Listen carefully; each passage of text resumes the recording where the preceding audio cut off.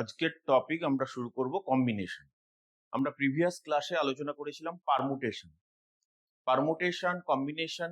এই দুটো চ্যাপ্টার বা দুটো টপিক কার উপরে বেশ করে রয়েছে আমরা আগের ক্লাসে আলোচনা করেছি যে ফান্ডামেন্টাল প্রিন্সিপল অফ কাউন্টিং, অর্থাৎ addition rule and multiplication rule. এই দুটো রুলের উপরে বেশ করে অ্যাকচুয়ালি আমরা সব ধরনের প্রবলেম সলভ করব। সব প্রবলেম করতে গিয়ে আমরা এই দুটো রুল কাজে লাগাবো। অ্যাডিশন প্রিন্সিপাল আমি আর ডিসকাস করছি না। অ্যাডিশন প্রিন্সিপালের ক্ষেত্রে কি ওয়ার্ডটা আমরা বলেছিলাম খেয়াল রাখতে, অর থাকবে। আর মাল্টিপ্লিকেশন প্রিন্সিপালের ক্ষেত্রে কি ওয়ার্ডটা থাকবে, অ্যান্ড। তাহলে অ্যান্ড থাকলেই আমরা মাল্টিপ্লিকেশন রুল অ্যাপ্লাই করব, অর থাকলেই আমরা অ্যাডিশন রুল অ্যাপ্লাই করব। এই দুটো রুল সবসময় যত ফর্মুলা আছে তার মধ্যে আমরা অ্যাপ্লাই করে যাব। পারমুটেশন অ্যাকচুয়ালি আমরা কি করেছিলাম, পারমুটেশনে করেছিলাম যে কতগুলো অবজেক্ট আমাকে দেওয়া আছে, সেই অবজেক্টগুলোর কিছু সিমিলার অবজেক্ট হতে পারে বা অল ডিসিমিলার, বা বিভিন্ন ধরনের বস্তু থাকতে পারে বা কিছু একই টাইপের বস্তু থাকতে পারে। তাদেরকে আমরা যখন একটা স্ট্রেট লাইন বরাবর বা একটা সার্কেল বরাবর অ্যারেঞ্জ করব, সেই অ্যারেঞ্জমেন্টটাকে আমরা বলবো পারমুটেশন। স্ট্রেট লাইন বরাবর সাজালে আমরা বলবো লিনিয়ার পারমুটেশন, সার্কেল বরাবর সাজালে আমরা বলবো একটা রিং এর মতো করে যদি অ্যারেঞ্জ করি তাকে বলবো আমরা সার্কুলার পারমুটেশন। এইগুলোর ওপরে বেশ করে আমরা অলরেডি প্রবলেম সলভ করেছি। পারমুটেশনে কি অর্ডারটা ইম্পর্টেন্ট, অর্থাৎ কেন, কারণ অবজেক্ট গুলো যখন আমরা অ্যারেঞ্জ করছি সেখানে ইম্পর্টেন্ট হচ্ছে কে প্রথমে বসছে, কে দ্বিতীয় স্থানে বসছে, কে তৃতীয় স্থানে বসছে। দ্যাট ইজ পজিশন ডিপেন্ড করছে, সেখানে পজিশন ম্যাটার করছে, অর্ডারটা ম্যাটার করছে। কিন্তু আমরা আজকে যে টপিকটা নিয়ে আলোচনা করব কম্বিনেশন, সেখানে কিন্তু অর্ডারটা ম্যাটার করছে না। অর্থাৎ কম্বিনেশনে কি হচ্ছে না, আমরা কম্বাইন করছি, কতগুলো অবজেক্টকে নিয়ে আমরা কম্বাইন করছি। অর্থাৎ আমরা কি করছি, প্র্যাকটিক্যালি আমরা বলতে পারি যে আমার কাছে কতগুলো অবজেক্ট আছে, সেখান থেকে সবকটা অবজেক্ট নিয়ে বা কিছু সংখ্যক অবজেক্ট নিয়ে যখন আমরা টিম তৈরি করব, অর্থাৎ আমরা যখন একটা দল তৈরি করব, আমরা যখন একটা গ্রুপ বানাবো, অর্থাৎ আমরা যখন কম্বাইন করব অবজেক্টগুলোকে নিয়ে, তখন যেটার উপরে বেশ করে করতে হবে সেই টপিকটাই হচ্ছে কম্বিনেশন। অর্থাৎ আমার ক্লাসে যদি ধরো 50 জন স্টুডেন্ট আছে, তো আমাকে যদি বলা হয় এই 50 জন স্টুডেন্ট থেকে তুমি দল তৈরি করো, একটা টিম তৈরি করো, তাহলে টিম তৈরি করো মানে আমাকে প্রথমেই যদি বলে দেওয়া থাকে যে 50 জন স্টুডেন্ট আছে, সেখান থেকে তুমি কতগুলো টিম বানাতে পারবে, তাহলে প্রথমেই প্রশ্ন হবে যে কত মেম্বারের টিম তৈরি করবে। তাহলে মেম্বারের টিম মানে মেম্বার কতগুলো আমি ওখান থেকে চয়েস করব, কতজনকে নিয়ে কম্বাইন করব সেটা ডিপেন্ড করছে। এবারে যদি সেটাও না দেওয়া থাকে, শুধু বলে যে কতগুলো টিম তৈরি করতে হবে, তাহলে আমরা বুঝে নেব যে যে কোনো সদস্যের টিম হতে পারে। অর্থাৎ আমি 1 মেম্বারও টিম তৈরি করতে পারি, 2 মেম্বার টিম তৈরি করতে পারি, বা অল 50 স্টুডেন্টস এর একটা টিম তৈরি করতে পারি। তার মানে কম্বিনেশনে প্র্যাকটিক্যালি আমরা কি করতে চাইছি, আমরা টিম কত রকম হতে পারে সেটা বানাতে চাইছি, গ্রুপ কত রকম হতে পারে সেটা বানাতে চাইছি। এই বানানোর সময় আমাদের কি থাকবে, বিভিন্ন ধরনের শর্ত দেওয়া থাকবে, সেই শর্তগুলোর উপরে বেশ করে বিভিন্ন ধরনের প্রবলেম থাকবে, সেগুলো প্র্যাকটিক্যালি আমাদের সলভ করতে হবে। তাহলে আমি বোঝাতে পারলাম যে কম্বিনেশন আর পারমুটেশনের মধ্যে যে বেসিক ডিফারেন্স সেটা। এবারে প্রশ্ন হচ্ছে যে আমরা তো কম্বিনেশনের ধারণাটা ক্লিয়ার হলো, কিন্তু প্রবলেম সলভ করব কিভাবে, যে কম্বিনেশনে প্র্যাকটিক্যালি কি ধরনের প্রবলেম আমরা সলভ করব, কার ভিত্তিতে করব। তার জন্য সব চ্যাপ্টারে আমাদের কিছু কি করতে হয়, ফর্মুলা ডেভেলপ করতে হয়। সেই ফর্মুলাগুলো কি না, আগে দেখে নি ফর্মুলাগুলো কি ধরনের হবে। তাহলে প্রথমে আমি সাপোজ আমার কাছে এনটা অবজেক্ট আছে, আমি এইভাবে লিখছি A1 A2 AN। আমি ধরে নিচ্ছি all different object, all different object. কতগুলো অবজেক্ট আছে, এন অবজেক্ট আছে। তো and all different object A1 A2 AN। আমি চাইছি এখান থেকে কিছু সংখ্যক অবজেক্ট নিয়ে, সেই কিছু সংখ্যকটা কি, আমি ধরে নিলাম আর অবজেক্ট। কতগুলো না, আর অবজেক্টের কতগুলো টিম তৈরি করতে চাইছি, number of teams actually number of combination. তাহলে সেটাকে এনটা ডিফারেন্ট অবজেক্ট থেকে আর অবজেক্টের কতগুলো টিম তৈরি করা যাবে বা কতগুলো আর অবজেক্টের কম্বিনেশন তৈরি করা যাবে, সেই সংখ্যাটাকে একটা সিম্বল দিয়ে ইউজ করা হয়। This symbol is NCR. N is total number of objects given. আর কি? Total number of objects you are choosing, you are selecting. তার মানে এনসিআর অ্যাকচুয়ালি কি ডিনোট করছে? এনসিআর অ্যাকচুয়ালি ডিনোট করছে নাম্বার অফ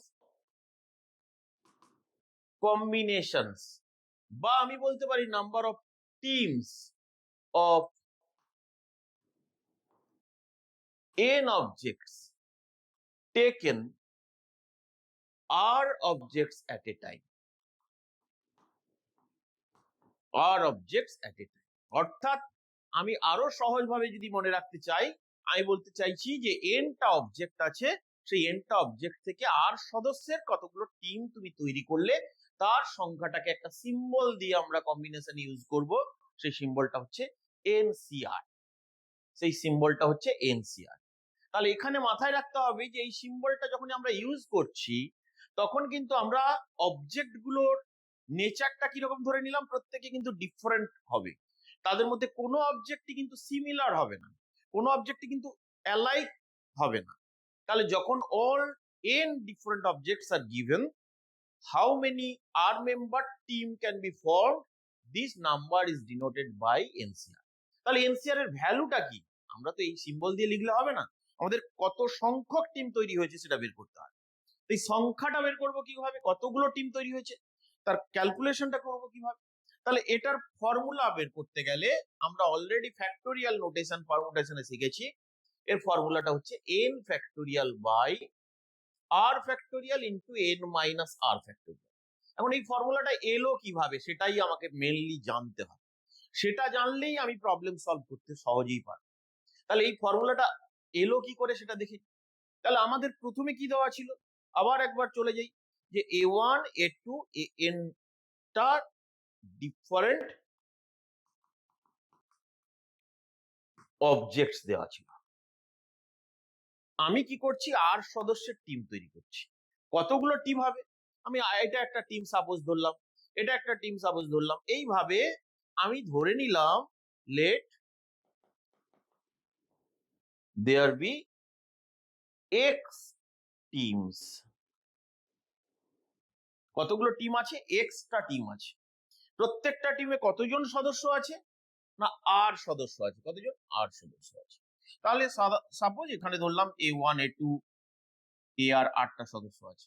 এখানে ধরলাম না a2 a3 আদার 8টা সদস্য আছে, আর প্লাস 1। এইভাবে আমাদের প্রত্যেকটা টিমে কতগুলো মেম্বার আছে? আর মেম্বার আছে। এখানেও কতগুলো মেম্বার আছে? আর মেম্বার আছে। এখানেও কতগুলো মেম্বার আছে? আর মেম্বার আছে। এখন প্রশ্ন হচ্ছে যে আমরা টোটাল এরকম কটা টিম তৈরি করতে পারবো, সেই টিমের সংখ্যাটাকে আমি অলরেডি ফর্মুলার মতো করে লিখে ফেলেছি, সেটা কি করে এলো আমরা চাইছি। তাহলে এক্সটা আমি ধরে নিচ্ছি যে টোটাল টিম, এই এক্সটার ভ্যালু বের করে দেখাবো যে এক্সটাই actually n factorial by R factorial into n minus R factorial. তাহলে প্রত্যেকটা টিমের, এবার একটু অন্যরকম ভাবে ভাবি, এই যে এক্সটা টিমের প্রত্যেকটা টিমে আর করে মেম্বার আছে। এখন এই যে আর মেম্বার, তাদেরকে যদি আমরা একটু অ্যারেঞ্জ করে নিতাম একটা স্ট্রেট লাইন বরাবর, বা পারমুটেট করাতাম, তাদের নিজেদের মধ্যে যদি ইন্টারচেঞ্জ করাতাম, তাহলে টিমটা একই আছে, একটা টিমই হিসেবে তারা থাকছে, একটা দল হিসেবে তারা থাকছে, কিন্তু সেই দলের মধ্যে কত রকম ভাবে ইন্টারচেঞ্জিং সম্ভব আমরা পারমুটেশন থেকে জানি। আর ফ্যাক্টোরিয়াল ইন্টারচেঞ্জিং সম্ভব, অর্থাৎ আর ফ্যাক্টোরিয়াল পারমুটেশন সম্ভব, কারণ প্রত্যেকটা object different. There are object in each team and R objects can be permuted in N R factorial ways. তাহলে এখানেও কত রকম ভাবে তারা নিজেদের মধ্যে ইন্টারচেঞ্জ করবে? আর ফ্যাক্টোরিয়াল ওয়েজ। তাহলে প্রত্যেকটা টিমের নাম্বার অফ পারমুটেশন কত হলো? R factorial. কটা টিম আছে? এক্সটা টিম আছে। তাহলে টোটাল নাম্বার অফ পারমুটেশন কত হলো? X into r factorial. এটা অ্যাকচুয়ালি কি ঘটছে, আমি কি ভাবতে পারি যে আমার কাছে এনটা সদস্য ছিল, সেখান থেকে প্র্যাকটিক্যালি আর মেম্বার সদস্যের যত রকম পারমুটেশন সম্ভব সেটাই আমরা করে ফেলেছি এক্স ইন্টু আর ফ্যাক্টরিয়াল। আবার আমরা পারমুটেশনের ডেফিনেশন থেকে জানি যে এনপি আরটাই তো এটা, তাহলে এক্স এর ভ্যালু কত হবে? এক্স এর ভ্যালু হবে এনপি আর বাই কত? আর ফ্যাক্টরিয়াল। এনপি আর আবার আমরা জানি কত? n factorial by n minus R factorial. এখানে R factorial. What is this? This is the number of teams of R member out of n members. সেটাকে আমরা কোন সিম্বল দিয়ে লিখেছিলাম? এনসিআর। তাহলে এনসিআর এর ফর্মুলাটা কি দাঁড়ালো? n factorial by n minus R factorial into r factorial. Clear হয়েছে কিভাবে এনসিআর এর ভ্যালুটা n factorial by r factorial minus R factorial এলো, সেটা আমরা প্রুভ করে ফেললাম। তাহলে প্র্যাকটিক্যালি কি ঘটছে? প্র্যাকটিক্যালি প্রত্যেকটা টিমের মধ্যে যদি আমরা পারমুটেশন নিই আর সদস্যের, সেটা মানেই এনটা অবজেক্টের মধ্যে আর অবজেক্টের যত রকম পারমুটেশন সম্ভব সেটাই হয়ে যাচ্ছে। তাহলে টিমের সংখ্যাটা নির্ণয় করতে চাইছি, হাউ মেনি টিমস আর দেয়ার, সেটা যদি এক্স ধরে নিই তাহলে x into r factorial actually NPR.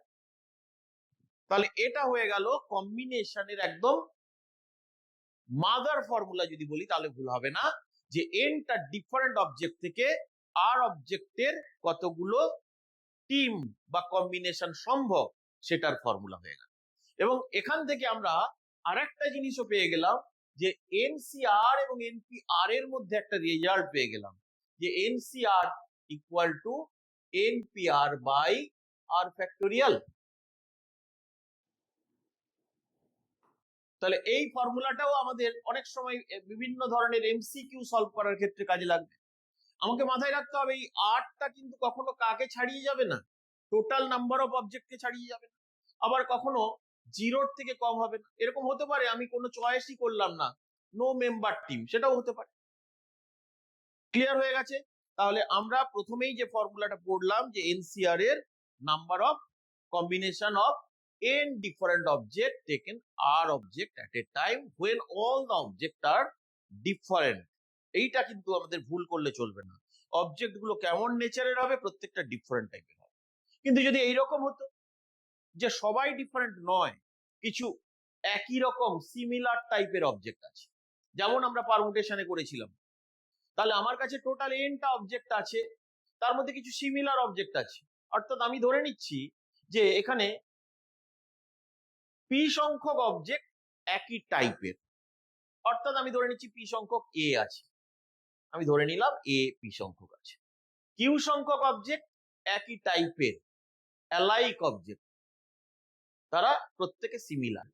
সেটা কিউ সংখ্যক এ না ধরে আমি কিউ সংখ্যক এ তো আগে কনসিডার করেছি, কিউ সংখ্যক বি অ্যাজিউম করে নিলাম। বাকি ধরলাম যে আর সংখ্যক অবজেক্ট আছে, তারা প্রত্যেকে অ্যালাইক, তারা ধরলাম যে প্রত্যেকে সি। অর্থাৎ আমরা কি ধরে নিচ্ছি এখানে? P plus Q plus r equal to total number of object, but all are not different. এটা একটা টাইপ অফ অবজেক্ট, এটা একটা টাইপ অফ অবজেক্ট, এটা একটা টাইপ অফ অবজেক্ট। এখন আমাকে যদি বলা হয় টোটাল, এখান থেকে টোটাল নাম্বার অফ কম্বিনেশন কি হবে, অথবা টোটাল নাম্বার অফ টিমস কত হবে, তাহলে ন্যাচারালি প্রশ্ন আমি আগেই বলেছিলাম যে টোটাল নাম্বার অফ টিমস যদি বলে দেওয়া থাকে, এই প্রশ্নটার মধ্যে একটা কোয়ারি থাকতে পারে যে কত সদস্যের টিম হবে। এখানে কিন্তু সেটা বলে দেওয়া নেই, টোটাল নাম্বার অফ, তার মানে টোটাল নাম্বার অফ কম্বিনেশন মানে number of teams with any number of members, যে কোনো সংখ্যক সদস্যের জন্য সেটা কি হয়। তাহলে আমরা এইটার রেজাল্টটা বের করার জন্য আমরা যদি এইভাবে ভাবি যে এখান থেকে প্র্যাকটিক্যালি কতগুলো টিম তৈরি হচ্ছে দেখিনি, এখান থেকে দেখি তো কতগুলো টিম তৈরি হবে। তাহলে তোমাকে কি দেওয়া আছে? একটা কালেকশন অফ অবজেক্ট দেওয়া আছে, যেখানে প্রত্যেকটা সিমিলার, প্রত্যেকটা ইকুয়াল, কতগুলো অবজেক্ট আছে? পি সংখ্যক। আমি যদি বলি এখান থেকে কতগুলো জিরো মেম্বার টিম হবে, কোনো চয়েসই করছি না, কোনো টিম সিলেক্ট করছি না, this is a way, only one way. তুমি যেখানে যা কিছু চয়েস করো না কেন, তুমি যদি কোনো চয়েস না করো, this is also a way. তাহলে নাম্বার অফ টিমস যখন বলবে, সেটা জিরো মেম্বারও হতে পারে, নো চয়েসটাকেও আমাকে ইনক্লুড করতে হয়। আমি যদি বলি ওয়ান মেম্বার কতগুলো টিম তৈরি হবে? ওয়ান মেম্বার মানে একটা সদস্য থাকবে। তুমি যখনই বলবে যে স্যার এটাকে নিয়ে একটা টিম তৈরি করলাম, তখন আরেকজন বলবে যে এটাকে নিয়েও তো একটা টিম তৈরি করব। দেখো তো প্রত্যেকটা টিম কিন্তু সেম হয়ে যাচ্ছে, প্রত্যেকটা টিম সেম হয়ে যাচ্ছে। তার মানে তুমি ডিফারেন্ট ওয়ান মেম্বার টিম তৈরি করতে পারছো না। তার মানে ওয়ান মেম্বার টিমও প্র্যাকটিক্যালি কটা পেলে? একটাই পেলে। তাহলে ব্যাপারটা বুঝে গেছো যে যদি আমরা টু মেম্বার টিমও তৈরি করি তাহলে একটাই পাবো, থ্রি মেম্বার টিম তৈরি করলে তাহলেও একটা পাবো। তাহলে ম্যাক্সিমাম কত মেম্বার টিম তৈরি করতে পারি? পি মেম্বার টিম তৈরি করতে পারি। তার মানে কতগুলো টিম তৈরি হলো? না এখানে পি সংখ্যক ওয়ান এর অ্যাডিশন করলে যেটা হবে, পি সংখ্যক প্লাস একটা জিরো বেশি ছিল, তাহলে প্র্যাকটিক্যালি পি প্লাস ওয়ানটা ওয়ান আমরা অ্যাড করছি, পি প্লাস ওয়ানটা ওয়ান অ্যাড করছি। তাহলে কত হবে অ্যান্সার? P plus one. তার মানে এখান থেকে কটা টিম তৈরি হলো? পি প্লাস ওয়ানটা টিম তৈরি হলো। সিমিলারলি এখান থেকে কতগুলো টিম তৈরি হবে? না এখান থেকে কিউ প্লাস ওয়ানটা টিম তৈরি হবে। তাহলে এর ইচ টিমের জন্য আমি এখানে কিউ প্লাস ওয়ানটা টিম তৈরি করতে পারি। এগেন আমাদের ফান্ডামেন্টাল প্রিন্সিপালে চলে আসছি, মাল্টিপ্লিকেশন রুল। কারণ একটা ঘটনা ঘটার সঙ্গে সঙ্গে যদি সাইমultaneously আর একটা ঘটনা ঘটতে থাকে, তাহলে দুটো ঘটনা কত রকম ভাবে টোটালি ঘটবে, দুটো ঘটনা একই সঙ্গে ঘটবে, সাইমultaneously ঘটবে, আমরা জানি প্রোডাক্ট রুল অ্যাপ্লাই করতে হয়। তাহলে এর প্রত্যেকটা মেম্বার চয়েসের জন্য এখানে কিউ প্লাস ওয়ানটা টিম তৈরি করা যাবে। তাহলে টোটাল নাম্বার অফ টিমস আমি কি বলতে পারি যে P plus one into Q plus one into R plus one, already এখানেও আর প্লাস ওয়ানটা টিম তৈরি হবে। তাহলে এটা একটা ফর্মুলা আমরা ডিরাইভ করলাম। ফর্মুলাটা কি? ফর্মুলাটা হচ্ছে যে টোটাল আমাকে যদি এনটা অবজেক্ট দেওয়া থাকে, তার মধ্যে কিছু সিমিলার অবজেক্ট আছে, আমি ধরে নিচ্ছি পি সংখ্যক অ্যালাইগ অবজেক্ট, কিউ সংখ্যক অ্যালাইগ অবজেক্ট, আর সংখ্যক অ্যালাইগ অবজেক্ট আছে, তাহলে সেক্ষেত্রে টোটাল নাম্বার অফ কম্বিনেশনস বা টোটাল নাম্বার অফ টিমস মাথায় রাখতে হবে। কত মেম্বারের টিম কিন্তু স্পেসিফাই করে দেওয়া নেই, তাহলে বুঝে নিতে হবে যে এনি মেম্বার অফ টিম কতগুলো হবে? না P plus one into Q plus one into R plus one. কেন? কারণ পিটা এর জন্য আমাদের চয়েস কতগুলো রয়েছে? অ্যাকচুয়ালি পি প্লাস ওয়ানটা চয়েস রয়েছে, with no choice Q plus one choice. কি ক্লিয়ার হয়েছে? আমাকে যদি বলতো এখানেই যে না number of combinations without the total team, তাহলে কি করতাম? এই এন অবজেক্টের টিমটা বাদ দিয়ে, তাহলে এখানে মাইনাস ওয়ান হয়ে যেত। আমাকে যদি বলতো যে number of combinations, number of combinations of number of combinations with at least one object, with at least one object, তার মানে কি অন্ততপক্ষে একটা অবজেক্ট থাকবে এমন টিমের সংখ্যা। তাহলে নিশ্চয়ই আমি বলতাম যে এদের মধ্যে এই যে টোটাল টিম যতগুলো তৈরি হয়েছে তার থেকে নো চয়েস সেটা মাইনাস করে দিতে হবে, কারণ only one no choice is there, যেখানে কোনো সদস্যের টিম তৈরি করিনি। তাহলে এটা হবে number of combinations with at least one object, number of teams with at least one object. তাহলে দুটো বেসিক ফর্মুলা হয়ে গেল আমাদের কাছে। যখন অল অবজেক্টস আর ডিফারেন্ট তখন আর মেম্বার টিম কতগুলো হবে? যখন all objects R not different, কিছু অ্যালাইক অবজেক্ট থাকবে, তখন টোটাল নাম্বার অফ কম্বিনেশনস কতগুলো হবে সেটা আমাদের কাছে ক্লিয়ার হয়ে গেল, তার ডেরিভেশনটাও আমরা করে ফেলি। নেক্সট কি আছে? না নেক্সট হচ্ছে এই যে কম্বিনেশন করব, সেই কম্বিনেশনের মধ্যে অনেক সময় বিভিন্ন ধরনের শর্ত দেওয়া থাকতে পারে। তাহলে restricted combination, restricted combination different টাইপের হতে পারে। আমি একটা এক্সাম্পল যদি এইভাবে ভাবি, যে আমাকে বললো যে 15 প্লেয়ার্স আছে, তুমি মাঠে খেলতে গেছো, তোমরা মাঠে গিয়ে জড়ো হয়েছো, 15 জন খেলবে বলে জড়ো হয়েছো। এবার একটা ক্রিকেট টিম তৈরি করতে হবে আমাকে। তাহলে ক্রিকেট টিমে 11 জন প্লেয়ার থাকবে। তাহলে সেই 11 জন প্লেয়ারের মধ্যে আমাকে যদি নর্মালি বলে কতগুলো ক্রিকেট টিম তৈরি করা যাবে 11 জন প্লেয়ারের, 11 মেম্বার কতগুলো, তাহলে আমি বলবো যে 15টা থেকে 11 মেম্বার টিম যত রকম ভাবে চয়েস করা যায়, দ্যাট ইজ 15 11। কিন্তু এটা চয়েস করতে গিয়ে এরকম তো হতে পারে বেস্ট প্লেয়ারটাই হয়তো মাঠের বাইরে থাকবে, টিমের বাইরে থাকবে, তাকে নেওয়াই হলো না। তাহলে বেস্ট কিছু তো প্লেয়ার সবসময় টিমের মধ্যে যারা থাকে, যারা সবসময় ভালো পারফর্ম করে, তাহলে এই 15 সদস্যের মধ্যে আমি ধরলাম পার্টিকুলার 3জন এইরকম প্লেয়ার আছে যারা বেস্ট পারফর্মার। তাদেরকে যে কোনো টিম তৈরি করো না কেন, যে কোনো 11 মেম্বার, তাদেরকে তুমি টিমের মধ্যে রাখবে। তার মানে কি হচ্ছে, একটা শর্ত তুমি দিয়ে দিচ্ছ, রেস্ট্রিক্টেড কম্বিনেশন। তাহলে তখন কতগুলো টিম তৈরি হবে? তার মানে এদেরকে তুমি কি করছো, এই যে সাপোজ এটা একটা টিম, তাহলে এদেরকে তুমি অলরেডি ইনক্লুড করে রেখে দিয়েছো। তাহলে তোমাকে অ্যাকচুয়ালি আর কজনকে চয়েস করতে হবে?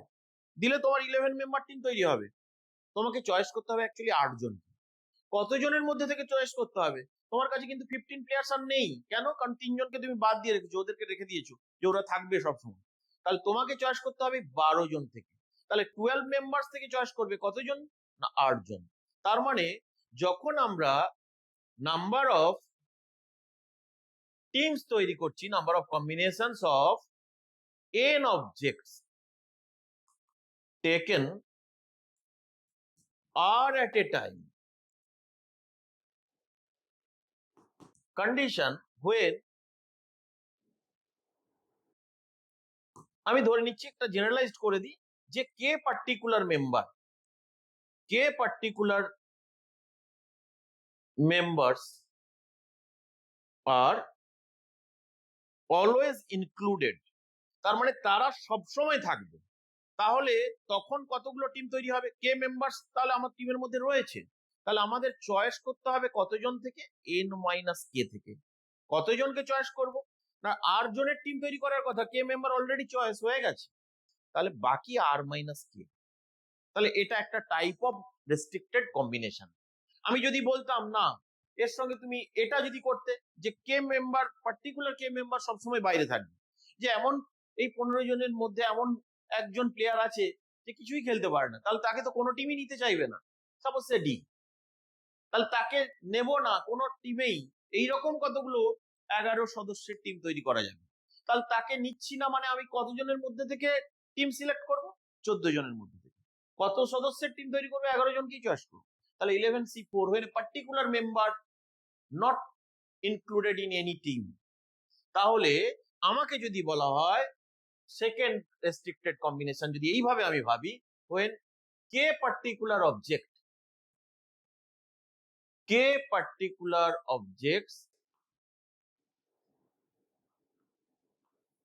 do not occur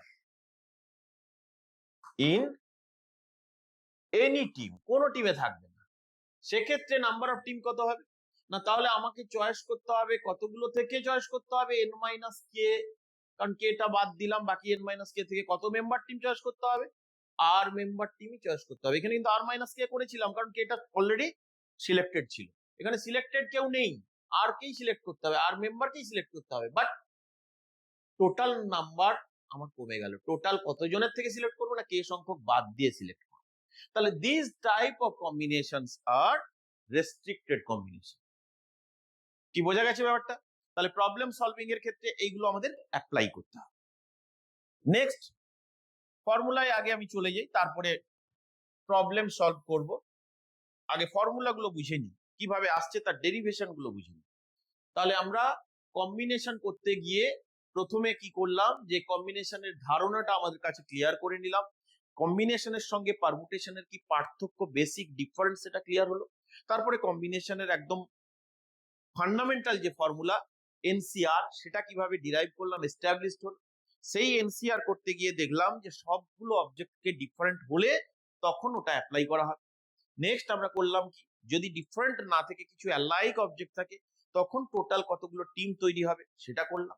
এরপরে কিছু রেস্ট্রিক্টেড কম্বিনেশন করলাম। ক্লিয়ার? এগুলো করতে গিয়ে আমরা কতগুলো রেজাল্ট তৈরি করতে পেরে গেছি অলরেডি, সেগুলো এবারে লিখব।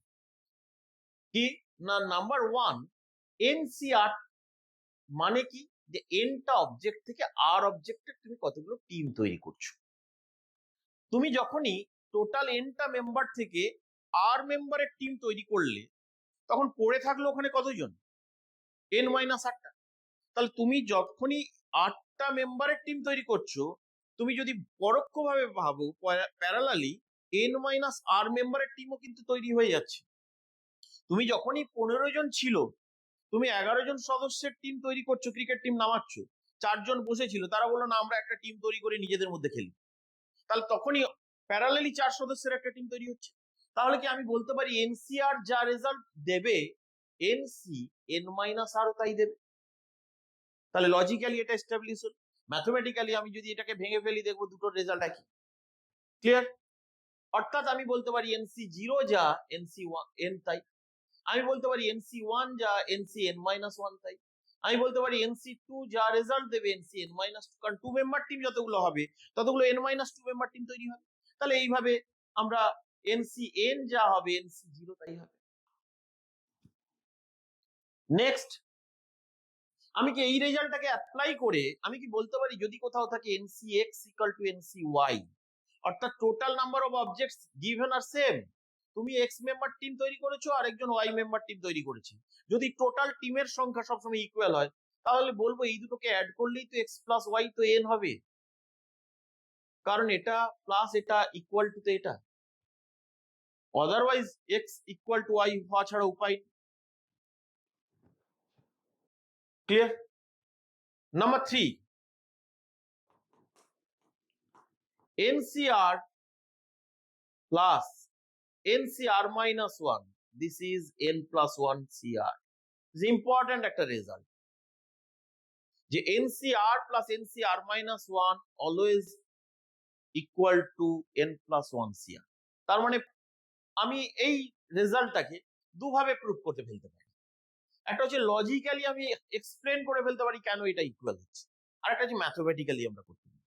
যদি ম্যাথমেটিক্যালি ক্যালকুলেশন করি তাহলে দেখে নি কি ব্যাপারটা আসছে। NCR plus NCR minus 1 আমরা ফর্মুলায় ভেঙে ফেলি। NCR কি হবে result? n factorial by r factorial into n minus r factorial. NCR minus 1 কি দেবে আমার result? n factorial r minus 1 factorial n minus r plus 1 factorial. এবারে আমরা এই দুটো থেকে কমন নিয়ে নি, কি কি কমন আসছে দেখে নি। n ফ্যাক্টোরিয়াল কমন আসছে, r ফ্যাক্টোরিয়াল কমন আসছে, n minus r plus 1 factorial common নিয়ে নিলাম। তাহলে এখানে দেখো এটা চলে গেছে কমন r ফ্যাক্টোরিয়াল, কিন্তু n মাইনাস r প্লাস 1 নিয়েছি, ছিল না তো, তাহলে উপরে নিশ্চয়ই n মাইনাস r প্লাস 1 দিয়ে মাল্টিপ্লাই করলে তবেই তো, এটা যখন মাল্টিপ্লাই করবো দেখো অ্যাডজাস্ট হয়ে যাচ্ছে, কারণ আমরা তো জানি n ফ্যাক্টোরিয়াল মানে কি, n ফ্যাক্টোরিয়াল মানে n মাইনাস 1 n মাইনাস 2 করে আপ টু 1 পর্যন্ত মাল্টিপ্লিকেশন। এটাই আবার আমরা জানি n টাকে সরিয়ে নিলে বাকি 1 থেকে n মাইনাস 1 পর্যন্ত মাল্টিপ্লিকেশনটা যেটা সেটা n মাইনাস 1 ফ্যাক্টোরিয়াল। আবার আমরা জানি n মাইনাস 1 টাকে সরিয়ে নিলে বাকি 1 থেকে n মাইনাস 2 পর্যন্ত এইভাবে তো লেখা যায়। তাহলে n minus r plus 1 cancel হলে এটাই চলে আসছে, প্লাস এখানে এটা চলে গেছে, আর এটাও চলে গেছে, তাহলে r মাইনাস 1 ফ্যাক্টোরিয়াল ছিল, অথচ আমি কমন নিয়েছি কত? r factorial. তাহলে এখানে যদি একটা r থাকে তবেই তো এটা r ফ্যাক্টোরিয়াল হবে। তাহলে উপরে কি করলাম? r দিয়ে মাল্টিপ্লাই করলাম। তাহলে এখন কি দেখলাম? n factorial by r factorial n minus r plus 1 factorial into উপরে r ক্যান্সেল হওয়ার পরে কি থাকলো? n প্লাস 1 থাকলো। What is this? This is n plus 1 factorial by r factorial n minus r plus 1 factorial. What is this? This is n plus 1 CR, কারণ n plus 1 factorial r factorial এটা actually n plus 1 minus r factorial এইভাবে লেখা আছে। তাহলে এটা গেল একটা mathematical proof এই যে রেজাল্টটা। কিন্তু আমরা তো কম্বিনেশন যখন করছি বারবার প্রত্যেকটা রেজাল্ট যখন আমরা ডিরাইভ করছি আমরা একটা লজিক এস্টাবলিশ করার চেষ্টা করছি, যেটা দিয়ে ক্যালকুলেশন ছাড়াই আমরা রেজাল্ট গুলোকে বুঝতে পারছি। তাহলে এক্ষেত্রেও সেটা করি যে এটা প্র্যাকটিক্যালি কি ঘটছে এখানে। তুমি যদি রাইট সাইডটার দিকে দেখো ভালো করে, রাইট সাইডটা কি ডিনোট করছে? অ্যাকচুয়ালি ডিনোট করছে যে নাম্বার অফ কম্বিনেশনস বা number of teams of n plus 1 object taken r at a time, বা আমি ঘুরিয়ে বলতে পারি number of r member team. আরো সহজভাবে যদি মনে রাখতে চাই আমি বলতে পারি রাইট সাইডটা কাকে ডিনোট করছে? রাইট সাইডটা ডিনোট করছে যে আর সদস্যের কতগুলো টিম তৈরি হয়েছে n+1টা সদস্যের থেকে। অর্থাৎ একটা সেট আছে যেখানে n+1টা মেম্বার আছে, সেখান থেকে আর সদস্যের কতগুলো টিম তৈরি হচ্ছে। আমি এই n+1টা মেম্বার টিমের মধ্যে একজন পার্টিকুলার মেম্বার এ ধরে নিলাম। তাহলে আমি কি বলতে পারি যত আর সদস্যের টিম তৈরি করব, সেই আর সদস্যের টিমের মধ্যে সব টিমের মধ্যেই যে এ থাকবে তার তো কোনো গ্যারান্টি নেই। কিন্তু এটুকু গ্যারান্টি আমরা দিতে পারি যে আর সদস্যের যতগুলো টিম তৈরি হবে সেই টিমের মধ্যে কিছু টিমে এ থাকবে এবং কিছু টিমে এ থাকবে না, মিলিয়েই আর সদস্যের টিম তৈরি হবে। তাহলে এ থাকবে না এমন আর সদস্যের টিম এবং এ থাকবে এমন আর সদস্যের টিম নিলেই টোটাল আর সদস্যের টিম পেয়ে যাব কতগুলো অবজেক্ট থেকে, n+1 অবজেক্ট থেকে। তাহলে আমরা সেভাবেই ব্যাপারটাকে ভেঙে ফেলি। তাহলে আমরা ধরে নিই number of R members team without A, অর্থাৎ এটাকে বাদ দিয়ে কতগুলো, রেস্ট্রিক্টেড কম্বিনেশনের ফর্মুলার কথা মাথায় রাখো, তাহলে কিন্তু বলতে পারবে আর কে বাদ দিয়ে একটা particular object not always included. তাহলে পার্টিকুলার অবজেক্টটা কে, এ। তাহলে n+1টা থেকে চয়েস করছি, ওকে নেব না কখনোই টিমে। তার মানে প্র্যাকটিক্যালি আমি কজনের থেকে চয়েস করছি, nটা অবজেক্ট থেকে চয়েস করছি। কতজন কি চয়েস করছি, 8।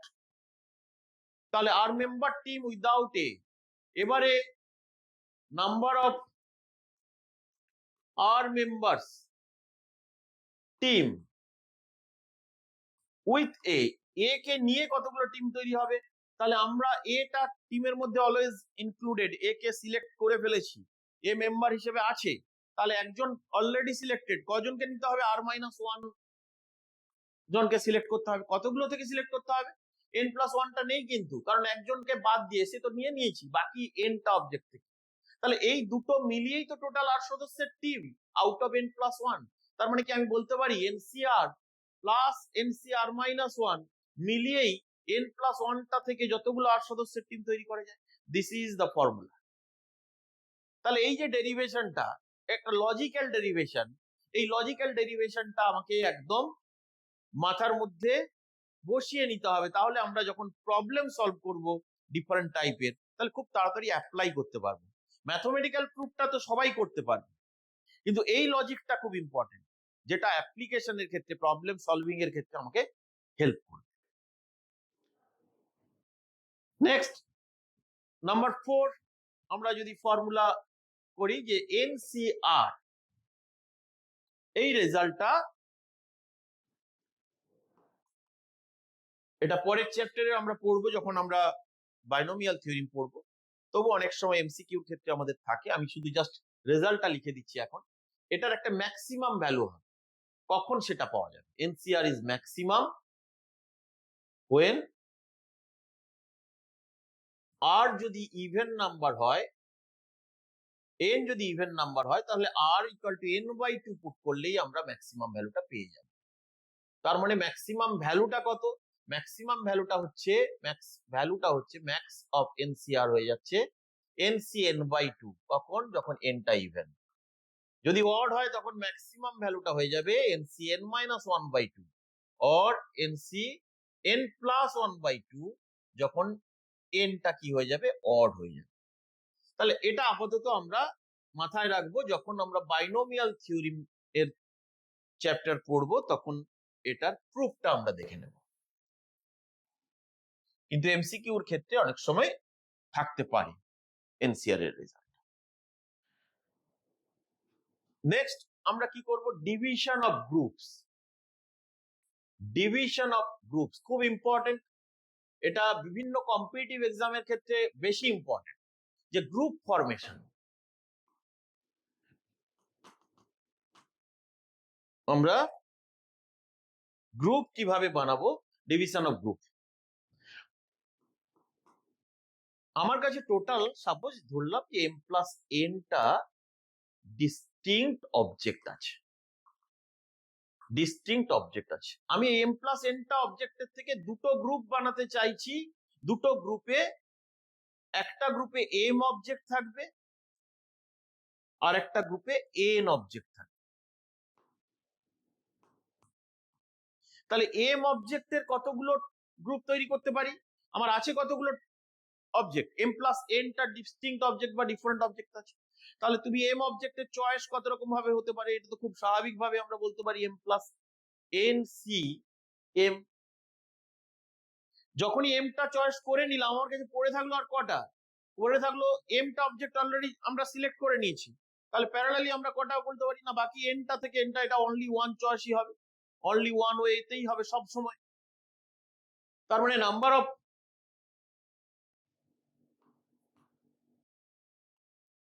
ডিভিশনস কতগুলো হলো, number of divisions of groups কতগুলো হলো আমরা বলতে পারি? আমরা বলতে পারি M plus N C M into one, অর্থাৎ M plus N factorial by M factorial N factorial. Clear? আমি যদি একটা এক্সাম্পল কনসিডার করি, অর্থাৎ আমি যদি বলি যে আমার কাছে 5টা মেম্বার আছে, suppose A B C D E, এই যে 5টা মেম্বার আছে, এদের থেকে কতগুলো তুমি দু ধরনের গ্রুপ বানাতে পারবে। দু ধরনের গ্রুপ বানাতে পারবে। একটা গ্রুপে সাপোজ ধরলাম 3 মেম্বার্স, আর একটা গ্রুপে আমি সাপোজ ধরলাম 2 মেম্বার্স। তাহলে 3 মেম্বার্স কতগুলো তুমি টিম তৈরি করতে পারবে, গ্রুপ তৈরি করতে পারবে? আমরা বলতে পারি যে 5c3 ইন্টু 2c2। 5c3 মানেই 5 ফ্যাক্টোরিয়াল বাই 3 ফ্যাক্টোরিয়াল 2 ফ্যাক্টোরিয়াল, এটা 1। তাহলে ক্যালকুলেশন করলে আমরা যেটা পেয়ে যাব সেটা হচ্ছে 10। প্র্যাকটিক্যালি দেখি তো 10 তৈরি হচ্ছে কিনা। তাহলে তুমি দেখো, এখানে এ বি সি যখনই চয়েস করছো, তখন এখানে কি থাকবে? ডিই। তাহলে এখানে যখনই এ সি বি, তাহলে আমি কিন্তু গ্রুপ তৈরি করছি। তাহলে এ সি বি, আর এখানে কত থাকবে? ডিই। তাহলে এইভাবে আমি যখন বানাতে থাকবো, টোটাল কতগুলো গ্রুপ তৈরি হবে? আমাদের 3 মেম্বার্স তৈরি হবে। কিন্তু ভালো করে দেখো, এই দুটো গ্রুপ কি ডিফারেন্ট বলতে পারি? ডিফারেন্ট বলতে পারি না, কারণ তাহলে তো পারমুটেশন কম্বিনেশনের মধ্যে কোনো ডিফারেন্সই তৈরি হবে না। তাহলে এটা কি এবিসি যখনই তৈরি হচ্ছে, ডি যখনই তৈরি হচ্ছে, এসিবি ইডি এগুলো সব একই টিম তৈরি হচ্ছে। তাহলে এ বি সি না রেখে আমরা কি বলবো? এ বি ডি নিলাম, তখন এখানে সিই।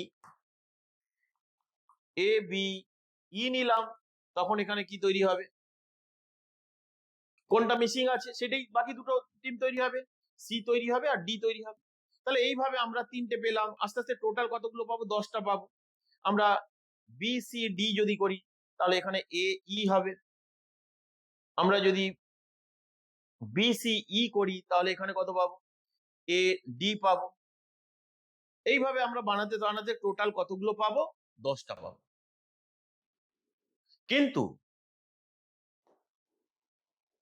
যদি এখানে ইকুয়াল মেম্বার অফ টিম তৈরি হতো, অর্থাৎ আমার এম প্লাস এন অবজেক্ট না দিয়ে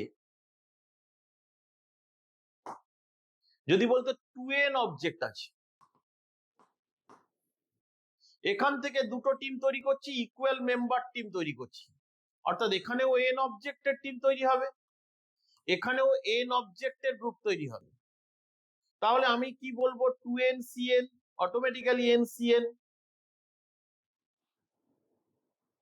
ইনটু, এখানে কি করতে হবে? 2 ফ্যাক্টোরিয়াল দিয়ে ডিভাইড করতে হবে। কেন করতে হবে সেটা আমরা দেখে নিচ্ছি প্র্যাকটিক্যালি। 2n ফ্যাক্টোরিয়াল, এটা তো only one way, n factorial 2 factorial. কেন এরকম হলো? প্র্যাকটিক্যালি যখন দেখবো তাহলে তখন ক্লিয়ার হয়ে যাবে। যে আমি এখান থেকে একজনকে সরিয়ে দিলাম, তাহলে আমার এ বি সি ডি কত মেম্বার আছে? 4 মেম্বার আছে। আমি 2 মেম্বার করে তৈরি করতে চাইছি। তাহলে এ বি যখনই তৈরি হলো, তখন তাহলে আমাদের ফর্মুলা অনুযায়ী কত হওয়া উচিত? 4c2 by 2 factorial, that is 4 factorial by 2 factorial 2 factorial 2 factorial. তার মানে এটা 24, আর নিচে 8 তৈরি হচ্ছে, তাহলে 8 3 যা 24। তাহলে এ বি তৈরি হলে সি ডি তৈরি হলো,